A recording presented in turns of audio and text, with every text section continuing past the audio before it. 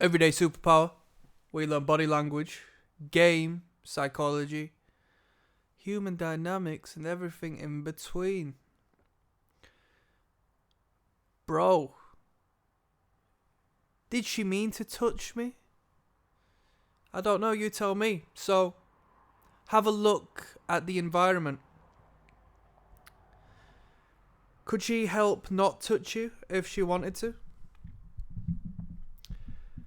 She is not going to go out of her way to touch somebody she does not want to engage with. She is not going to go out of her way to touch somebody or nonchalantly touch somebody who she doesn't want to influence in one way or another. Two sides of a spectrum, attraction and repulsion. Is somebody who is repulsed by you going to touch you? And you might try and rationalise that and say, no, not really. Because repulsion pushes things apart and away, okay?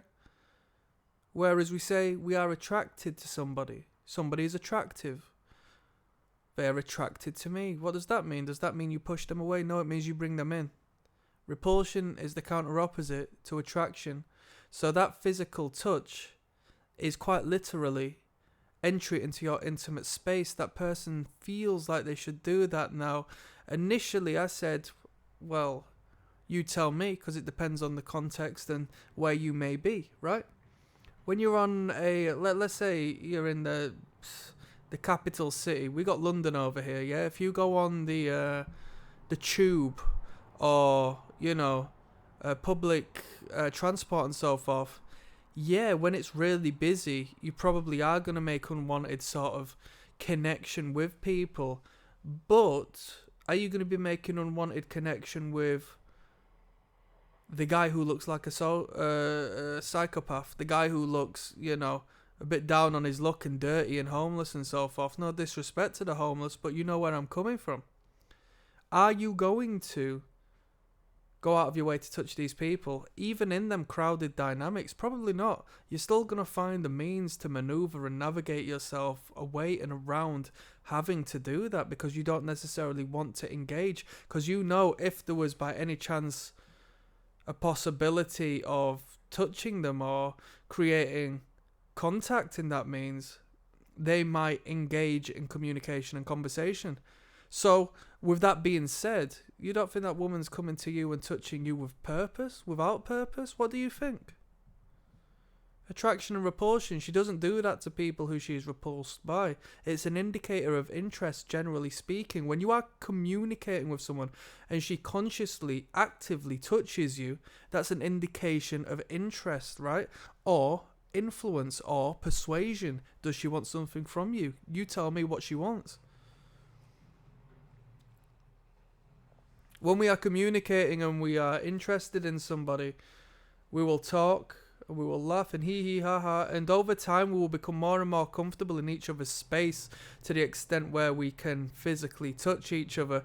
And that physical touch isn't too far off of what goes on in the bedroom, right? Physical touch is the same thing, just without clothes on. Where does she touch you? You tell me. What do you do when you've been around girls that you find attractive and you've been put in a space where you could sort of, not in a creepy way, but you could get off with just sort of brushing past them perhaps, and you felt confident and comfortable in doing so? Have you done so? Because you have found an excuse and a moment to indicate attraction. Now, I'm not saying that, of course I have to just sort of embellish that with not in a creepy way, because I'm not saying you go around just touching people, right? But you know where I'm coming from.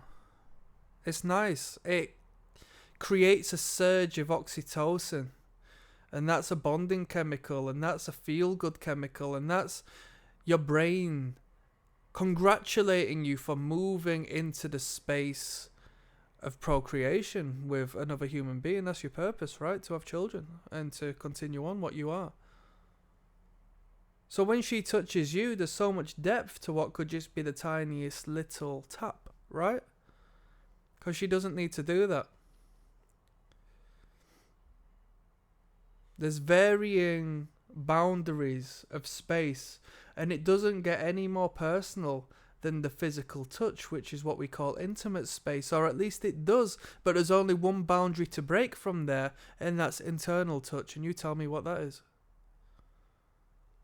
So when you question to yourself, when she walks by and brushes by you, or, you know, taps you through whichever means, you just question, could she have avoided that? And generally speaking, the answer could be yes.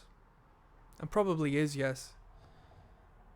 It screams, I am here, because you pick up on that. And that woman picks up on it even more, because that woman, her skin and her being is more fine-tuned to touch as a survival protocol, right?